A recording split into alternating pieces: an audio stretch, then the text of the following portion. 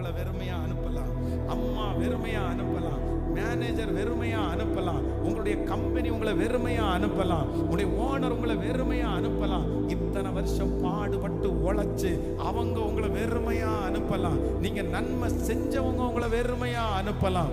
ஆனா கர்த்தர் இன்னைக்கு வாக்கு கொடுக்கிறார், வெகு சீக்கிரத்துல உங்க கைகளில பொன்னோடும் பொருளோடும் கர்த்தர் உங்களை புறப்பட பண்ணுவார். உங்க கைகளை கர்த்தர் நிறைய பண்ணுவார். நீங்கள் வெறுமையாய் போக போவது இல்லை, வெறுமையாய் போக போவதில்லை. நிரம்பி வழிகிற பாத்திரமாய் ஆண்டவர் உங்களை மாற்றுவேன் என்று கர்த்தர் வாக்கு கொடுக்கிறார்.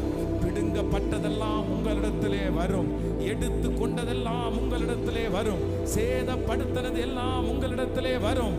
ஆமே, நீங்கள் கஷ்டப்பட்டு உழைத்து இழந்தது எல்லாவற்றையும் கர்த்தர் சொல்லுகிறார் உங்களுக்கு திரும்ப தருவார். உங்களுடைய கை விட்டு போனது எல்லாம்